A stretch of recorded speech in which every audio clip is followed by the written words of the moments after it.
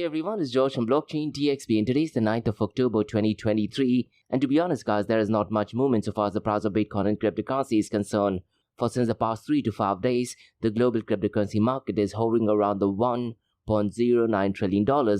The only breaking news that could actually change the price of Bitcoin and cryptocurrency is if you get some update regarding Bitcoin Spot ETF or Ethereum Futures ETF. So definitely keep an eye on that. Now, since the last week, guys, there's the trial of the century going on, and legend Sam Bankman-Fried is definitely in the news, not just in the cryptocurrency world, but in the mainstream world as well. So in today's episode, I'll give a summary of what did actually take place last week. Now, remember, guys, it's important to note that Sam Bankman-Fried has pleaded not guilty to all 13 criminal charges. Now, so far as the trial that is going on, they're taking into consideration only 7 of them. So I'll definitely go ahead and touch base on that. And I wouldn't be surprised, to be honest, that there is a Netflix documentary that is being released in the next couple of years. Or as a matter of fact, there might be a documentary currently taking place as well. So we'll definitely touch base on that. And guys, listen, 2023 has been one of the worst years for Binance. But in today's episode, we have some news. And to be honest, guys, you can take it in a positive way as well. And the news is that Binance is actually holding XRP or RippleNet. And the holding is kind of more than what customers actually need. So some kind of positive news, I guess. So we'll definitely touch base on that. And guys, in the world of Bitcoin mining, we have some update. And Iris Energy, they have gone ahead and purchased new Bitcoin mining equipment. So we'll definitely go ahead and touch base on news regarding Bitcoin mining energy in the world of Iris Energy. And guys, listen, whether we like it or not, central bank digital currencies are definitely going to go mainstream. And last week, guys, I did talk about some collaboration. And today we have some more news. And that is regarding the Bank of Korea. And they are actually partnering with Bank of International Settlement. And this news is kind of similar to last week as they're both working on wholesale CBDC. Now at the outset, guys, you need to remember that there are different types of CBDCs. One is wholesale CBDC, you have retail CBDC, and you also have multiple CBDC. So we'll definitely go ahead and touch base on that. And guys, like we do in every Crypto and Coffee at 8 podcast, I'm going to be covering 2 news from Dubai, UAE and the Middle East. Now the first news, guys, has to do with the South African cryptocurrency exchange called as VALR, also spelled as VALR, and the news is that they have received initial approval from Dubai's VARA, that is Virtual Asset Regulatory Authority. So we'll definitely touch base on that. Now look guys, this might seem like a positive news, and in hindsight it is positive news, but when you talk about so many cryptocurrency exchanges having the offices set up in Dubai, it just means intensive competition as well. So it's going to be really interesting to see which companies or which cryptocurrency exchange do actually survive and turn out to be the leader in Dubai and in the Middle East region. And the second news, guys, has to do with artificial intelligence. And the news is that the University of Birmingham in Dubai gathers experts to explore generative AI's impact on education. So definitely positive news. So I'll definitely go ahead and expand on this news. So quite a lot to cover, guys, in today's episode. So let's kickstart with it right away. Welcome to the Crypto and Coffee at 8, the daily podcast that keeps you up to date on all latest developments in the world of cryptocurrencies, blockchain, and NFTs. Join us Monday to Friday as you kick off your day with a cup of coffee and a deep dive into the exciting and rapidly evolving world of digital assets. We'll cover the latest news and trends in the cryptocurrency and blockchain space, as well as delve into the growing world of NFTs or non-fungible tokens and metaverse. Plus, we'll keep you updated on the latest developments from Dubai, UAE and the wider Middle East region. Whether you're a seasoned crypto enthusiast or just getting started, Crypto and Coffee at 8 has something for you. Our expert host will provide insight and analysis on the most important topics in the industry and help you stay up to date on the latest developments. We'll bring you interviews with leading figures in the crypto and blockchain space and explore the ways in which these technologies are changing the world around us. From the impact on traditional financial systems to the potential for revolutionizing industries and transforming societies, we'll cover it all on Crypto and Coffee at 8. So tune in and join us for a daily dose of Crypto and Coffee at 8, and let's stay ahead of the curve together. We'll start your day off right with the most important news and insights from the world of cryptocurrency, blockchain and the metaverse, and help you navigate this exciting and rapidly evolving landscape. In Crypto and Coffee a Day, the daily podcast covers the latest developments in the world of cryptocurrency, blockchain and the metaverse. We'll also bring you updates on the latest news from Dubai, UAE and wider Middle East region. This also includes a range of topics such as developments in the local and blockchain industry, including new projects and initiatives, regulatory updates, and policies related to cryptocurrency and blockchain in the region, local and regional events and conferences focused on crypto and blockchain, interviews with leading figures in Dubai, UAE and Middle East crypto and blockchain community, coverage of any significant news or events related to cryptocurrency and blockchain in the region. By covering these local and regional developments, in addition to the wider world of cryptocurrency and blockchain, Crypto and Coffee at 8 aims to provide a comprehensive overview of the industry and its impact on the Dubai, UAE and Middle East region. Now before we kickstart today's episode, I have an important message, so check this out. Thank you to our sponsors for being part of the Blockchain DXB journey. Firstly, Advanced Media.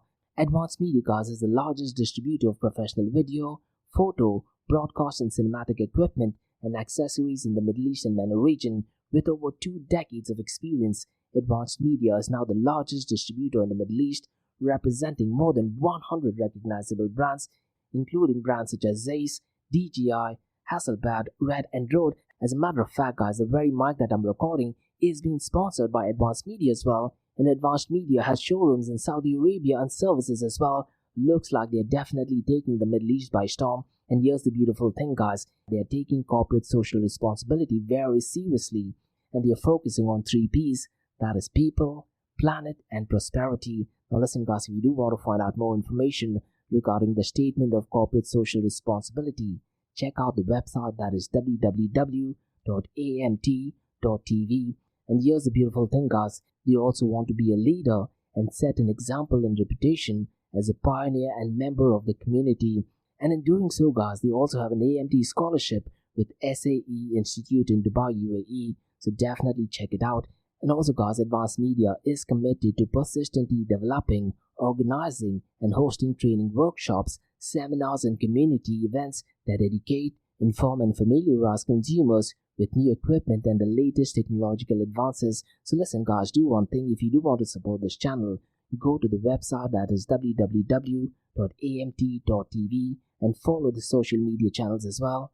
All of the details are in the show notes below. Next, Shalhoub Group, a luxury retail and distributor which is headquartered in Dubai, are getting into the NFT game. And here's the deal guys, they are not just getting into the NFT and metaverse space, they are going to be shaping the NFT, metaverse and Web 3.0 space, which I believe is excellent not just for Dubai and UAE, but also for the global cryptocurrency community as well. And guys, Shalhoub Group's Web 3.0 sneaker brand called Soulmates revealed their first NFT collection on the 12th of April. Now what is really interesting is that it's called as Soulmates, so it's spelled as S for sugar, O for orange, L for Larry. Now instead of E, they have replaced it with Web 3 and it is the number 3, mates.xyz. And guys, listen, Shalhoub Group has over half a century's worth of experience in luxury goods, and them getting into the NFT space is a massive deal. Now if you're a sneakerhead, you definitely need to check out soulmates.xyz. And once again guys, the number is 3 instead of an E. It has all the information,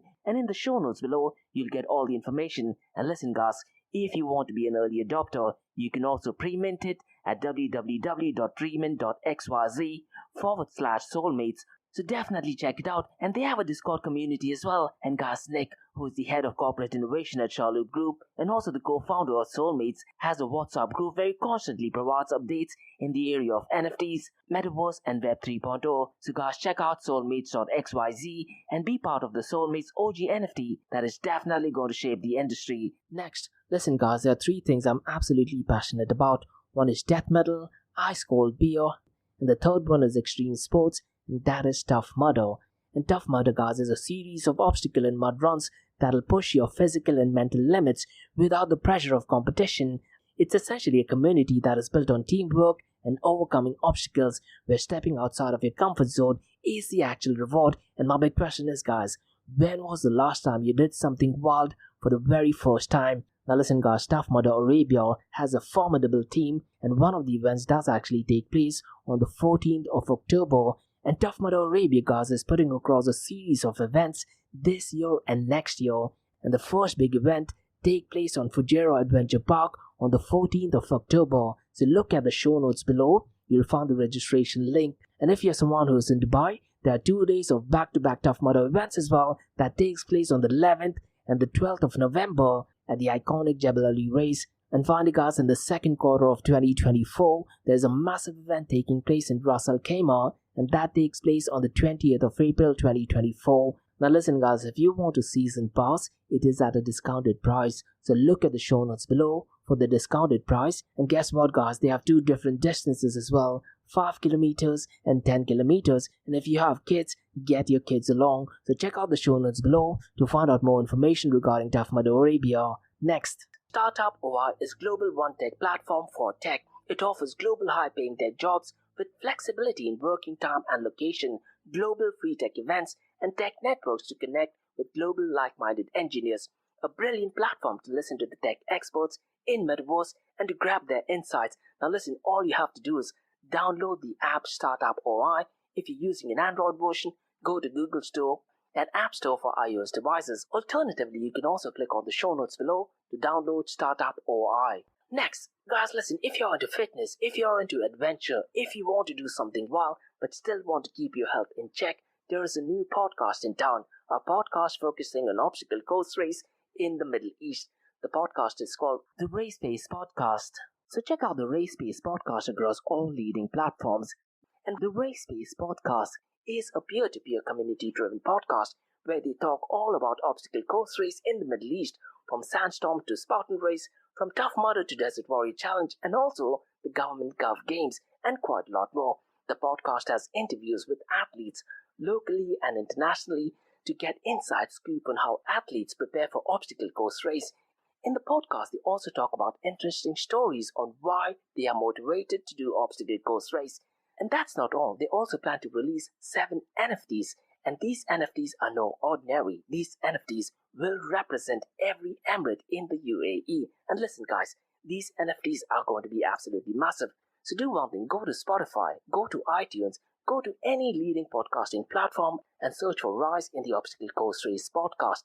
And finally guys, not your keys, not your crypto. If you have dabbled with cryptocurrencies and now are seriously getting to protect your cryptocurrencies, there is no better way to protect it by using a hardware wallet. And this is where Ledger Wallet kicks in. And Ledger Wallets are hardware cryptocurrency wallets made by Ledger, a company headquartered in Paris, France. And Ledger's hardware wallets are multi-currency wallets that are used to store private keys for cryptocurrencies offline. And Ledger offers 2 hardware wallets, the Ledger Nano and Ledger Nano X wallets. They are world-class experts with extensive crypto security backgrounds. They continuously look for vulnerabilities in Ledger products in a constant effort to improve the level of security. Now, in today's world, securing these digital assets is a critical challenge, and this is where Ledger kicks in. So click the link below to buy your hardware wallet and support this podcast. It is a brilliant way to support this podcast. So what are you waiting for? The link is in the show notes below. Now guys, since we've taken care of that, let's kickstart by looking at the global cryptocurrency market. And as I mentioned guys, since the last 3 to 5 days, not much is going on so far as the price of Bitcoin and cryptocurrency is concerned. The total cryptocurrency market volume is at $1.09 trillion. Now since the last 24 hours, it is down by 0.33%. Now mind you guys, I'm looking at these prices in the early hours of Dubai, and technically there's still Sunday in US and Canada. Now guys, if you look at the total cryptocurrency market volume over the last 24 hours, it is at $18.08 billion. But if you look at the total cryptocurrency market volume of the last 24 hours, it is absolutely ridiculous. And since the last 24 hours, it is down by 1.62%. Now the total volume of DeFi guys is below the $2 billion mark. It is down to $1.81 billion. And what is even crazy is that despite the volume being low, it is accounting for 10.31% of the total crypto market 24-hour volume. And guys, if you look at the total value locked, it is at $38.38 billion, with Lido still dominating at $14.57 billion. And last Monday, guys, I did actually talk about a weird matrix that I've been noticing for the past 3 months, and that is the decentralized to centralized exchange. Now, in the first 3 quarters of this year, guys, the decentralized exchange to centralized exchange dominance on early hours of Monday in the Middle East used to definitely pump up to the moon. It used to hover somewhere between the 17 to 20% range. But what I've been noticing for the past 2 months is that on Sunday or Monday in the early hours of the Middle East, the decentralized to centralized exchange tends to go down on Monday, and it usually for some odd reason picks up pace either on a Tuesday or Wednesday. I really am not sure what is going on. Now, so far as the number on the 9th of October is concerned, it is at 16.31%.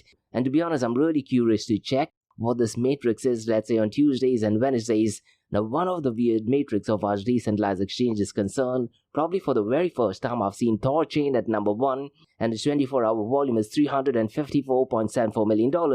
Probably for the first time is that Thorchain is number 1, and its volume is $354.74 million.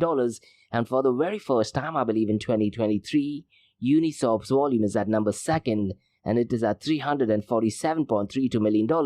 Another weird metric, guys, to keep a track on is the volume of Uniswap on Mondays used to always cross the $1 billion mark, but for some odd reason for the past 2 months that is not happening. It usually happens on a Tuesday or a Wednesday, so I really am not sure what is going on in the crazy world of cryptocurrencies. And to be honest, guys, this is the very first time I'm seeing Uniswap's 24-hour volume as number 2nd. Now, is there some kind of update that is going on in Thorchain? I really am not sure, but I definitely need to go ahead and check on that. Now, the number 3rd so far as decentralized exchange volume is concerned is PancakeSwap, and its volume is $131.72 million. The number 4th is Mavic Protocol at $85.28 million, and finally Trader Joe at $44.37 million.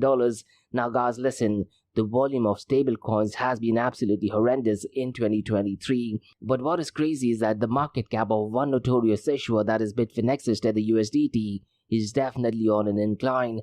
Absolutely crazy and does not make sense. And earlier this year, Tether also published a report stating that they have made maximum returns or profit this particular year. It just does not make any sense. Now, guys, let's quickly run through the 24-hour volume of stablecoins, and Tether USDT is leading the pack with $12.20 billion, followed by Circle USDC at $1.55 billion, and Binance BUSD, guys. Its volume is less than $500 million, and it is at $442 million. But here's the craziest thing, guys. If you look at the market cap, Tether USDT's market cap is $83.58 billion, but if you look at the 24-hour volume, it is only down to $12.20 billion. Absolutely crazy numbers. Now, so far as market cap is concerned, Circle USDC is number 2nd, and in terms of dollar amount, it is $27.6 billion. Now, the 3rd one and the 4th one is crazy, guys, because the 3rd one, so far as market cap is concerned, it is MakerDAO, and its market cap is $5.34 billion. But, guys, listen, if you were to look at the 24-hour volume, it is only at $72,000, so it does not make absolutely any sense, isn't it?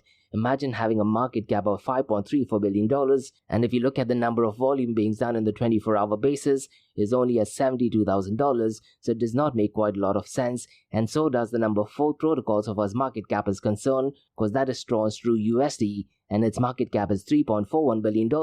And if you look at the 24-hour volume, guys, it is around the range of $110,000. So I really am not sure why people are not using these stablecoins, but looks like people are definitely using Binance BUSD coin. Now, Binance BUSD's market cap, guys, is at $2.24 billion. And listen, guys, the end of Binance BUSD is definitely confirmed.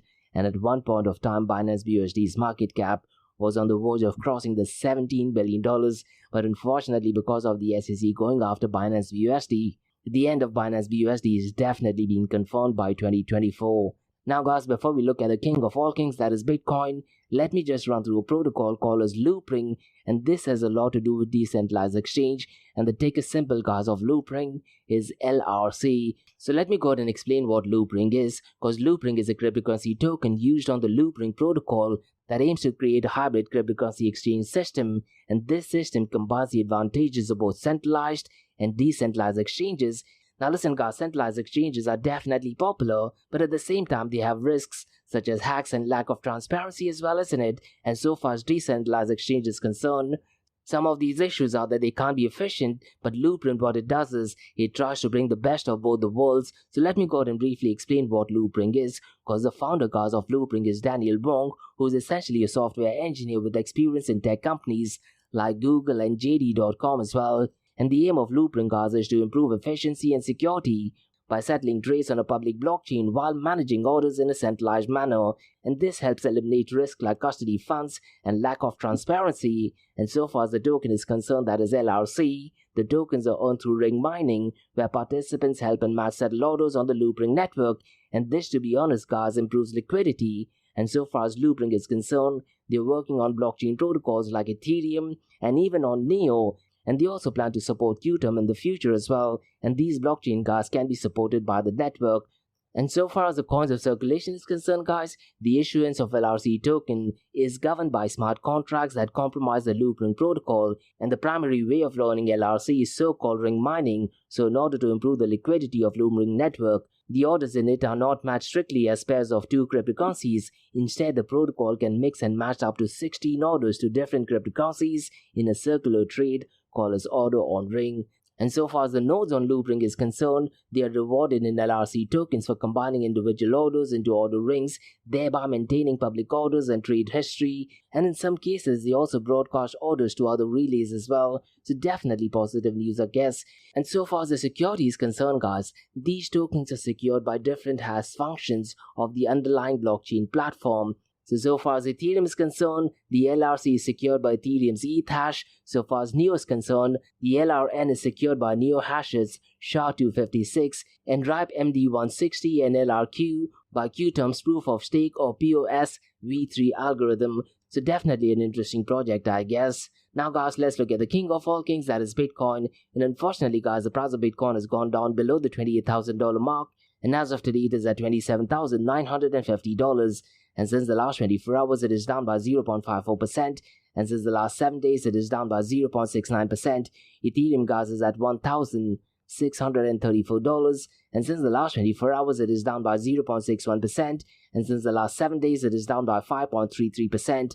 Binance BNB coin guys is at $211. And since the last 24 hours, it is down by 0.41%. And since the last 7 days, it is down by 3.45%. Now look guys, since the last week, the trial of the century is going on, and that revolves around the legend Sam Bankman-Fried. And guys, Sam Bankman-Fried, who is the former CEO of FTX, has pleaded not guilty to all 13 criminal charges that are filed against him. Now in this particular trial that is going on, he is charged with 7 of them. So let me very briefly run through what the 7 charges are. Because the first one, guys, is conspiracy to commit wire fraud on customers of FTX. The second one is wire fraud on customers of FTX. The third one is conspiracy to commit wire fraud on lenders to Alameda Research. The fourth one is wire fraud on lenders to Alameda Research. The fifth one is conspiracy to commit fraud on customers of FTX in connection with the purchase and sale of derivatives. The sixth one, guys, is conspiracy to commit securities frauds on investors in FTX. And finally, the seventh one is conspiracy to commit money laundering.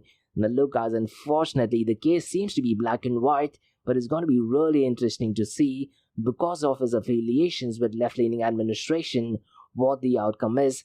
Now listen guys, during the first week of Sam Bankman-Fried's trial, things haven't been going really well for him, and the US Department of Justice is trying to prove that he was deeply involved in a scheme to defraud customers and investors, which actually contradicts his defense that he didn't know what was happening at his company, that is FTX and Alameda Research. And now so far as the trial is concerned, I do believe it is expected to last at least 6 weeks. Now at this point of time, it is still uncertain if Sam Bankman-Fried will actually go out and testify. Now listen guys, what I'll do is, let me give you a summary of what the trial is going on, because FTX and co-founder Gary Wang did actually admit that FTX gave special privileges to Sam Bankman-Fried's hedge fund, allowing it to withdraw unlimited funds. He also stated that FTX and Alameda executives knowingly committed wire fraud, securities fraud, and commodities fraud, and venture firm Paradigm marked down his $278 million investment in FTX to $0 during the trial.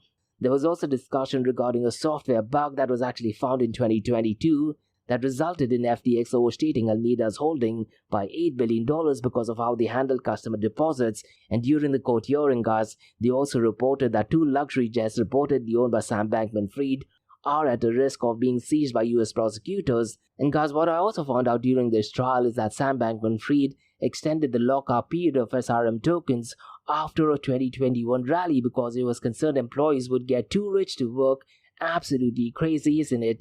Now so far as the jury members of the trial is concerned, the jury of the trial includes a physician's assistant, a librarian, a nurse, and others. Now what is really crazy is that, guys, while the trial was going on, some jurors have been seen appearing both during the trial, and prosecutors have called Sam Bankman-Fried's crypto empire a house of cards built on a lie in the opening statement. Now so far as court cases are concerned, guys, it's so critical to have the opening statement and closing statement absolutely dramatic and right. It looks like the opening statement definitely does not look good for Sam Bankman-Fried, and Sam Bankman-Fried lawyers have been trying to argue that his actions were in good faith and that making a business mistake, even as big as this one, and misplacing $8 billion isn't necessarily a crime.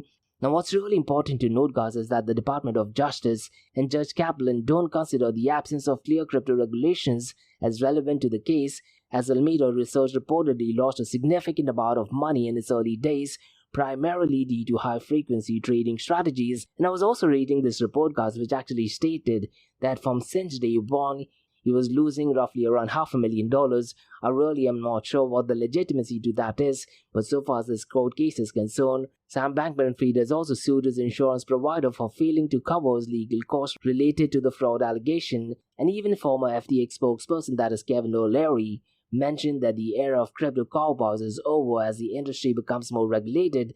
Now, it's important to note, guys, that Kevin O'Leary was paid a substantial amount by FTX for various services, despite non-executives seeing the value in his involvement. So essentially, in some regards, Sam Bankman-Fried is facing a challenging trial where the Department of Justice is trying to prove that he was involved in fraudulent activities, and unfortunately for him, key witnesses have made damaging admissions, and the trial is still ongoing, and it could last for at least another 5 weeks. Now listen, guys, I wouldn't be surprised if he's definitely proved to be guilty. Now, guys, let's discuss some positive news, I guess, in the world of Binance. And according to Binance, guys, a proof of reserve report was released, which actually states that the exchange holds a staggering amount of XRP or RippleNet to cover 104.15% of customer balances. Now, you can take it in a positive way, I guess. Now, if you do want to look at the proof of reserve, the link is in the show notes below. And what that report states is that Binance currently has over 2.738 billion XRP tokens, which is worth more than 1.35 billion against customer deposits of 2.629 billion XRP tokens. So this actually shows almost 50 million XRP in its reserves as compared to the previous month. So look, guys, it actually means that your funds are definitely safer. Now, you don't necessarily have to believe the proof of reserve report, which is published by Binance. Because of the open nature of blockchain, you can go ahead and look at these details via the Blockchain Explorer as well. And this, to be honest, guys, is one of the features of open blockchain, isn't it? Now, guys, let's very briefly run through a partnership that is in the world of central bank digital currency. And the news is that the Bank of Korea and the Bank of International Settlement are launching a pilot program to test a Korean wholesale central bank digital currency. And this CBDC will facilitate interbank transactions and the issuance of CBDC-backed digital currencies, which can be fractionally backed as needed. Now, guys, the official news is actually published in the show notes below, and looks like they're focusing on tokenization and wholesale CBDC. Now, guys, listen, it's so critical to understand that there are different types of CBDCs. You have wholesale CBDCs, which are mostly used by different banks and financial institutions. You have retail CBDCs, which will be used by average individual citizens, such as you and me. And finally, you have MCBDCs, that is multiple CBDC, which is a CBDC used for international transaction. Now, since the last 2 weeks, guys, there is massive news circulating regarding wholesale CBDC, and looks like once whole CBDC gets mainstream adoption, then it will become easier to go ahead and get involved in retail CBDC so that the transfer of funds happens near instantly. And finally, guys, you can go ahead and implement or build the structure for multiple CBDCs, isn't it? Now listen, guys, I do have this very strong feeling we are looking at least 3 to 5 years from now, where mainstream adoption of central bank digital currency kicks in. And guys, over the weekend, I was listening to an episode of Joe Rogan with the CEO of OpenAI, that is Sam Altman, and they were actually discussing some of the dangers of central bank digital currencies. So definitely check it out. Now, guys, let's discuss some positive news in the world of Bitcoin mining. And the news is that Iris Energy boosts Bitcoin mining capacity by 25%. And listen to this, guys. They have agreed to buy 7,000 Bitmain S21 mining machines, which will result in 25% increase in its self-Bitcoin mining operation. And because of that, looks like the share prices of Iris Energy has definitely pumped up. And Iris Energy did actually make this announcement on Thursday, and it actually stated that they have mined 319 Bitcoin in September, which is actually down from 410 produced in the prior month. And they also mentioned that its average operating hash rate came in at 5,554 petahash rate per second versus 5,493 in August. Now, because they have gone ahead and purchased new equipment, I'm pretty much sure they'll have a competitive advantage in the Bitcoin mining industry. So definitely positive news, I guess. Now guys, let's discuss two news from Dubai, UAE and the Middle East. And the first news guys has to do with the cryptocurrency exchange all the way from South Africa called as Valor, which is spelled as VALR, which is essentially a South African cryptocurrency exchange. And the news is that they have received initial approval from Dubai's Virtual Asset Regulatory Authority, or called as VARA. And this approval guys is a significant step towards establishing a virtual asset exchange in Dubai, and it highlights Valor's commitment to operational integrity, compliance and security as well, and they aim to become a reputable player in the global virtual asset industry. But it's important to note guys that this approval does not yet permit Valor to offer virtual asset services, and the CEO Farzan Masani emphasizes the importance of responsible innovation and collaboration with regulators. And Valor's goal guys is to expand its products and services to a global audience, and Dubai and the Middle East are seen as attractive markets for crypto businesses. And Dubai guys, as we know, is recognized as a forward-thinking and pragmatic jurisdiction for crypto companies, and setting up in Dubai does actually provide access to regional and global customers. And VARA guys, as we know, is the world's first independent regulator for virtual asset sector. And VARA was actually established little over a year ago in March of 2022 under Dubai's virtual asset regulation law. Now, so far as this news regarding the South African cryptocurrency exchange is concerned, obtaining initial approval from VARA is a major milestone for them, and it signifies its progress in the plan for global expansion.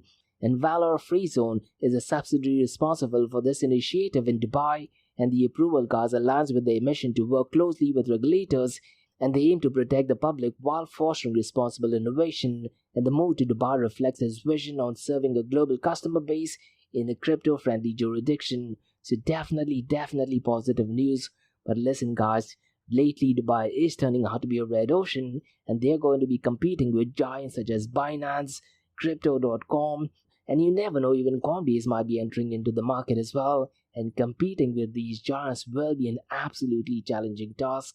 But nonetheless, positive news for Dubai, and I definitely wish them all the best. Now guys, let's discuss the second news, and this is to do with artificial intelligence. Now the good thing about this news is that it is connected to a university all the way from England, and the news is that the University of Birmingham Dubai gathers experts to explore generative AI's impact on education. So let me go ahead and briefly explain what this news is all about, because experts in AI and education gathered at the University of Birmingham Dubai to discuss the impact of generative AI on education.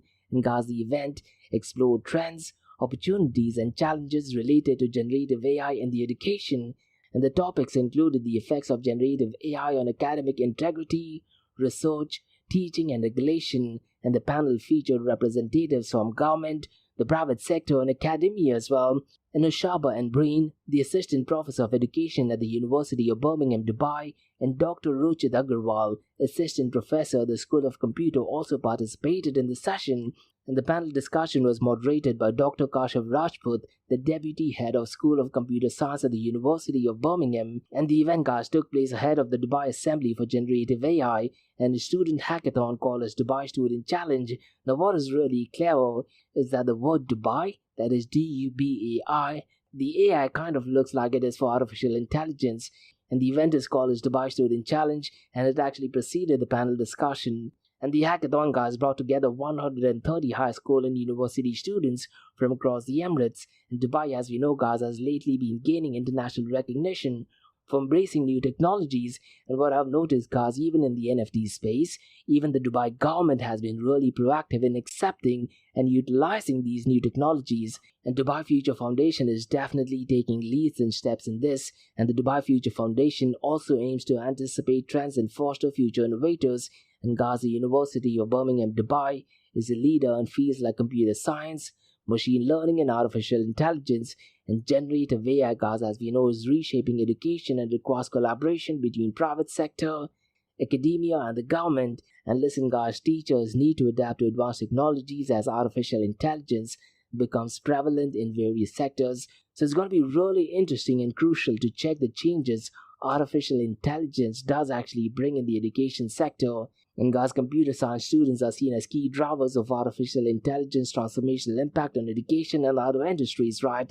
And this particular event did actually demonstrate the potential of artificial intelligence to be leveraged for social good, and generative AI's advancements are often compared to introduction of electricity into society, emphasizing its significance for the future. Now listen guys, I've been covering artificial intelligence news lately in the Middle East region, so my big question is, who will lead the race in artificial intelligence? Will it be the Kingdom of Saudi Arabia, or will it be the United Arab Emirates? Mention your thoughts and comments in the comment section below. And that's about all guys. I'm Crypto and Coffee at 8 from Blockchain DXB. In case if you guys have any feedback or suggestions, drop me an email to info@blockchaindxb.com. Check out my website www.blockchaindxb.com, and guys also check out my other website area2071.com that talks everything about metaverse. And guys, if you like listening to this podcast, please click on the follow button, give it a 5-star rating, and share the word across. Now for the next few minutes, it's going to be an Ask Me Anything series where you listeners can ask any questions regarding Bitcoin, blockchain, beyond blockchain, cryptocurrencies, NFTs, DeFi, and metaverse. So let's get started with the Ask Me Anything series.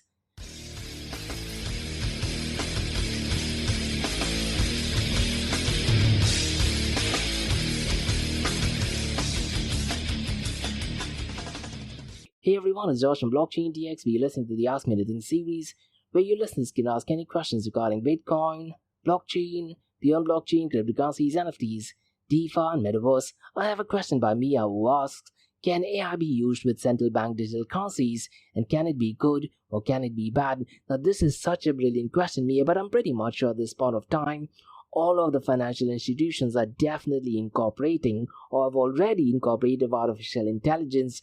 But are they going to be merging it with central bank digital currencies? I definitely do think so. But the big question is, will this be a good thing or will this be a bad thing? Now, one thing, Mia, which I did allude to earlier on, is that I was actually listening to an interview with Joe Rogan, with the CEO of OpenAI, that is Sam Altman, and they were actually discussing what is it that would actually define good behavior and what is it that would define bad behavior.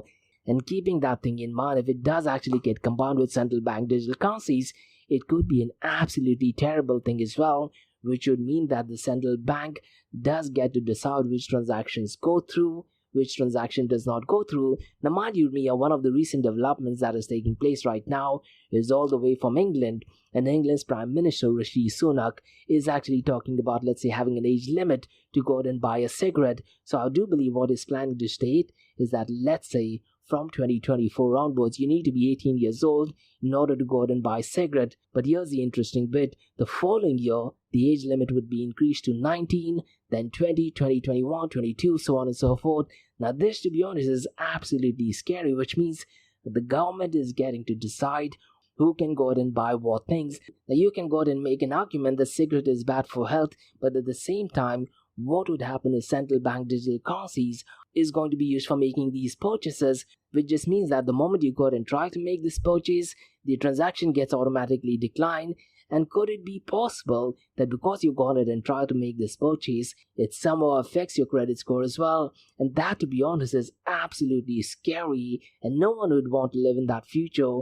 And can artificial intelligence make these things even faster? Definitely yes. So to answer your question, yes, artificial intelligence, I'm pretty much sure, is already being used by CBDCs. What I think, Mia, is that artificial intelligence should be used for security, maybe try to identify loopholes or try to predict security flaws, more to do on the technology aspect and pretty much less interference with, let's say, human interactions, human emotions, or human spendings. Now, will that thing happen? I definitely don't think so. I'm pretty much sure secretly, somewhere, artificial intelligence will be used to go out and tap into human emotions. And one of the biggest drawbacks, Mia, about artificial intelligence is that it is extremely left-leaning. So if you go to ChatGPT and just type in, can you write a poem about white race? And it will actually state that it is not a good thing to promote any particular race. But if you do the same thing and ask ChatGPT to go out and write a beautiful poem about black race, it'll give out a beautiful poem promoting a specific race. And that, to be honest, is absolutely scary, which just means artificial intelligence or the coding is giving a preferential treatment towards a particular race. And is that a good thing? Definitely not. So to answer your question, artificial intelligence will definitely be used by CBDCs. Now, will it be a good thing or will it be a bad thing? I definitely do think it'll be a bad thing. probably the worst thing as well. And one example I often give of is, let's say in a country like India, where buying beef is still considered illegal. Now imagine central bank digital currencies are being used, and if someone accidentally goes and tries to buy, let's say, a beef burger, that transaction will be declined. And if it is an expat, could it be that his visa gets rejected or something? Possibly, yes. Now mind you, me, I'm giving some extreme cases, but in the near future, I wouldn't be surprised if these extreme cases do turn out to be business as usual as well. So definitely a brilliant question. Now artificial intelligence will definitely be used by CBDCs, but the area that I do feel they should be utilized is maybe securities and trying to maybe predict some security flaws with new technologies kicking in, with new cryptography methods kicking in, with new hashing algorithms kicking in. But with human interventions, I wouldn't be surprised if there's some notorious activity or notorious thinking going on. So those are my honest thoughts and questions. It's going to be really interesting, Mia, to be honest, 3 to 5 years from now, to see how CBDCs do actually work. And as I mentioned earlier, Mia, definitely go ahead and check out the episode with Joe Rogan, because he actually talked about having a president which is completely created by artificial intelligence. Now that might be a good thing, but it could be absolutely crazy and scary world as well. And looks like the future is now, keeping in mind the Terminator movie. But definitely brilliant question. And that's about all, guys. I'm asking anything sees from Blockchain DXB. In case if you guys have any feedback or suggestions, drop me an email to info@blockchaindxb.com. Check out my website www.blockchaindxb.com, and also check out my other website area2071.com that talks everything about metaverse. And guys, if you like listening to this podcast, please click on the follow button, give it a 5-star rating, and share the word across. And guys, remember, Monday to Thursdays, 8 a.m. to 8:30 a.m. we have Crypto and Coffee at 8, where we cover top news and information pertaining to Bitcoin, blockchain, beyond blockchain, cryptocurrencies, NFTs, DeFi, and Metaverse. And how the series of episodes in the Crypto and Coffee at 8 works is, we usually cover some top news and information pertaining to the price of cryptocurrencies, some major breaking news, occasionally short and sweet news as well, news that has an impact in the cryptocurrency world. The other two news and information is related to Dubai, UAE, and Middle East in the world of Bitcoin, blockchain, beyond blockchain, cryptocurrencies, NFTs, DeFi, and Metaverse. And what you're listening to right now is the Ask Me Anything series, where you listeners can ask any questions regarding Bitcoin, blockchain, beyond blockchain, cryptocurrencies, NFTs, DeFi, and Metaverse. So thanks so much for listening, guys, and have a nice one. Bye-bye.